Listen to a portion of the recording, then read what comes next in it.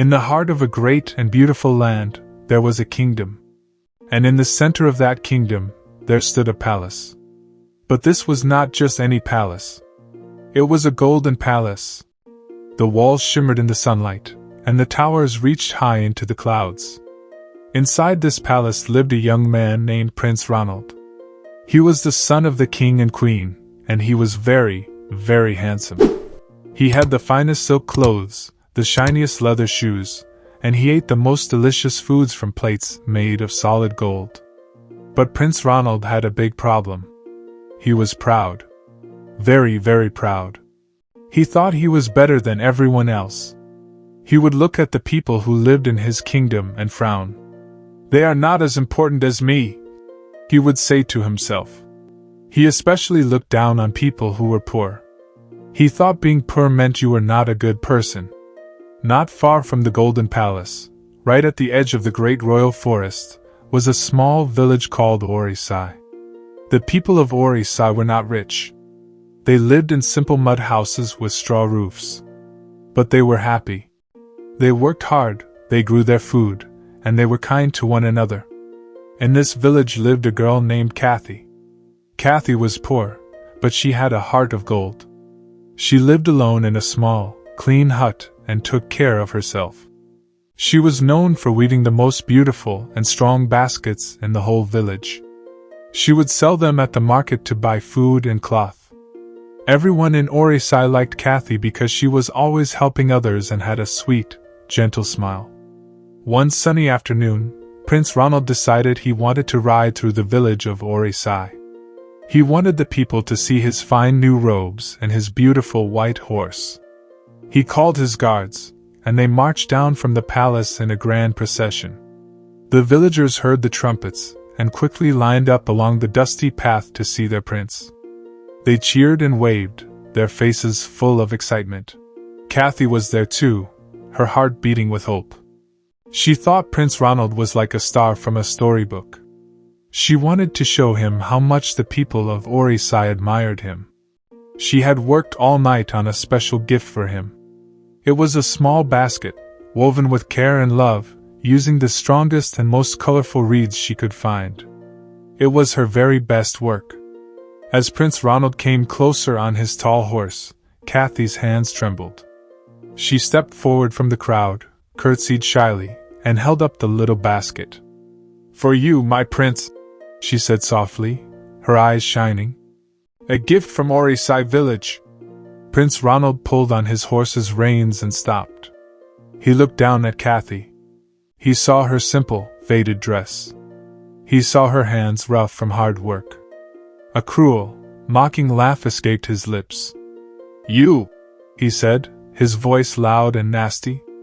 "You think a poor village girl like you has anything I would want? Your gift is as dirty and worthless as you are."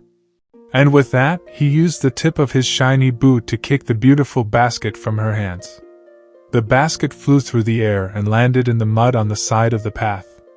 Then, Prince Ronald rode on, leaving nothing but dust and sadness behind. Tears filled Kathy's eyes. Her heart felt like it had broken into 1,000 pieces. The villagers were quiet, feeling sad for her. Kathy could not stay there. She turned and ran, as fast as she could, into the cool, dark shade of the royal forest. She found a big tree, sat under it, buried her face in her hands, and cried her heart out. She cried for so long that she did not notice an old woman standing nearby. "Child," a gentle voice said. Kathy looked up. The woman was very old, with a wrinkled face and hair as white as cotton. But her eyes were kind and warm, and they seemed to know everything. "Why does such a young heart carry so much sadness?" the old woman asked. Through her sobs, Kathy told the woman everything. She told her about the basket, about the prince, and about the hurtful words. The old woman listened quietly. When Kathy finished, the old woman's kind eyes flashed with a little anger. "A prince with a heart of stone does not deserve a prince's body," she said. "He needs to learn a lesson. He needs to see the world from the ground up." The old woman reached into the pocket of her old dress and pulled out a single, glowing seed. It shimmered with a soft, golden light. "Take this," she said, placing it in Kathy's hand. "It is a seed of truth.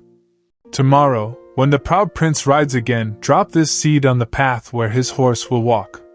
What happens next will teach him more than any teacher ever could." Before Kathy could ask any questions, the old woman smiled, turned, and walked away, disappearing between the trees like mist. The next day, Prince Ronald decided to ride through Orisai again. He wanted to remind the villagers of his greatness after the scene with the poor girl. Kathy, holding the magic seed tightly in her fist, felt nervous but brave. She hid near the path. As the prince's horse trotted proudly towards the spot where she had stood the day before, she quickly dropped the shimmering seed onto the dusty ground.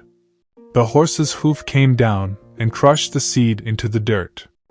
For a second, nothing happened. Then, a brilliant, blinding flash of golden light exploded from the ground. It was so bright that everyone had to cover their eyes. Prince Ronald felt a very strange feeling, like he was shrinking very fast. His fine silk clothes felt tight and then they changed, turning into soft, white fur. His fingers curled and hardened into small, black hooves. The heavy golden crown on his head tumbled off and clattered to the ground, and in its place 2 small, hard horns sprouted from the top of his head.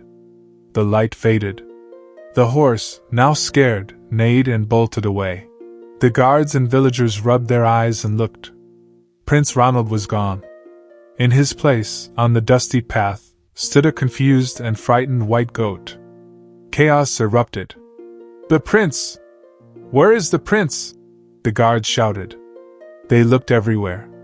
They saw the goat and shooed it away, thinking it was just a stray animal that had gotten in the way.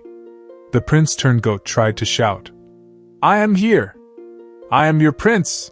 But all that came out of his mouth was a frightened "Bah! Bah!" He was so scared. He tried to run back to his palace, but his goat legs were short and wobbly. He didn't know how to run properly. A farmer from the village, named Mark, saw the nice white goat wandering alone. "Hey! A fine goat! It must have escaped from someone's farm. I will take it," Mark said. He grabbed the goat by the scruff of its neck. Prince Ronald tried to fight.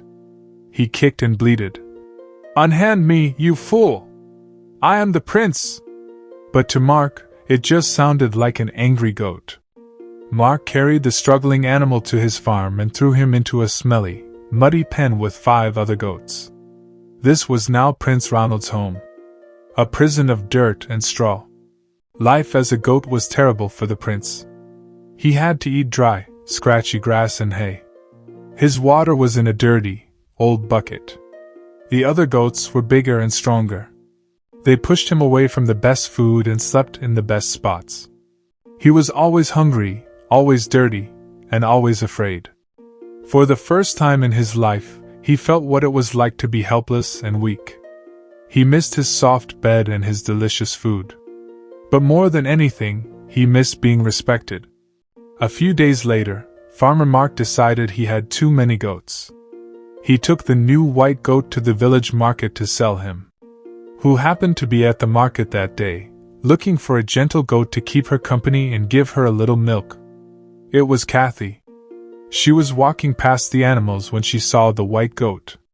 It looked different from the others. It wasn't eating or pushing. It just stood in the corner of the pen, looking sad and scared with its head down. Kathy's kind heart felt sorry for the creature. "That one looks so lonely," she said to Farmer Mark. "I will take him." She bought the goat with a few coins she had made from selling her baskets. She did not recognize him at all. How could she? He was just a goat. She gently took him by a rope and led him to her small hut at the edge of the village. The prince, now a goat, was led to the very same hut belonging to the girl he had humiliated. Kathy's hut was very small and simple. It had one room, a small bed, a fireplace for cooking, and a mat on the floor. But it was clean and filled with love. She made a soft bed of dry grass for the goat in a corner. She gave him fresh, green leaves and clean water in a smooth clay bowl. The goat prince watched Charie. He saw her wake up early every morning to weave her baskets. He saw her smile and sing while she worked. He saw her share her small meal of yam and beans with him, giving him the best pieces. Sometimes, her neighbors would visit. They would talk and laugh. They helped each other. If one person had no food, the others would share. No one had gold or silk, but everyone had friendship. As days turned into weeks, Prince Ronald started to understand. He saw that Charie was happy without a golden palace. He saw that kindness was a type of wealth he never knew about. He remembered how he had laughed at her and kicked her gift. Lying on his bed of grass, watching her work so hard and be so kind, he felt a hot shame grow inside him. He was starting to change on the inside.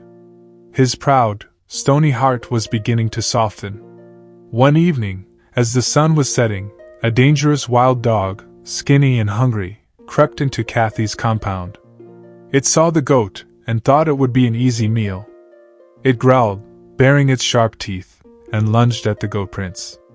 At first, the prince was frozen with fear, but then he saw Charie come out of her hut to see what the noise was. The dog turned and snarled at her. In that moment, the prince did not think about himself. He only thought about protecting Charie. This kind girl who had taken care of him, who shared her food with him, was in danger. With a loud "Bah!" he charged forward. He put himself between Charie and the wild dog. He lowered his head and used his new horns to push and jab at the attacking animal. It was a fierce, scary fight. The dog bit and snapped, and the goat kicked and pushed. Finally, the prince managed to poke the dog with his horn, and the wild animal yelped and ran away into the forest. The brave goat prince stood panting, his white fur messy and a small cut bleeding on his front leg. He had been brave. He had protected someone else. Charie was shocked and so grateful. Her brave goat had saved her. She rushed to him. "Oh, you brave, brave thing!" she whispered. She gently led him into the hut. She got some clean water and a soft cloth. She sat on the floor and began to gently clean the cut on his leg. The goat prince looked at her. He saw the care and worry in her eyes. He remembered her face from the market, full of hope, and then full of tears because of him. He felt so sorry for what he had done. He was not a proud prince anymore. He was a sorry goat who had finally learned his lesson. A deep feeling of regret filled him, and a single, warm tear rolled out of his goat eye and dripped down his furry face, landing right on the cut on his leg that Charie was so tenderly cleaning. The moment his tear of true remorse touched the wound, a wonderful thing happened. A soft, warm, golden light began to glow from his body. Charie jumped back in surprise. The goat started to grow. The white fur disappeared. The horns shrank away. The hooves turned back into hands and feet. In just a few seconds, where the brave white goat had been, now knelt Prince Ronald. He was wearing simple white clothes, not his royal robes. He was in Charie's humble hut, kneeling on her floor. He looked up at Charie, his eyes full of real tears. He didn't demand his palace or his crown. The first words he spoke were, "I am so sorry, Charie. I was proud and cruel. You have a kind heart, and I was a fool." Charie was stunned, but she saw the truth and kindness in his eyes now. She forgave him. Prince Ronald returned to his golden palace, but he was a completely changed person. The guards and his parents were overjoyed to see him, and they listened in amazement to his incredible story. From that day on, Prince Ronald was a kind and fair prince. He made new rules to help the poor people in villages like Orisai. He became friends with Charie, and he often asked for her advice to help him understand the lives of his people. He never, ever looked down on anyone again. The kingdom became a happier and more peaceful place for everyone, because its ruler had learned that how you treat others is the most important thing in the world. True wealth is not in gold or palaces, but in having a kind and humble heart. You should never look down on others because of what they have or do not have.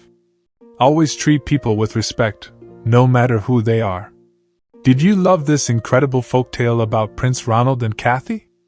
If you were amazed by the magical twist and the powerful lesson, like this story, share it with your friends and family so they can be amazed too, and let us know in the comments what lesson you learned.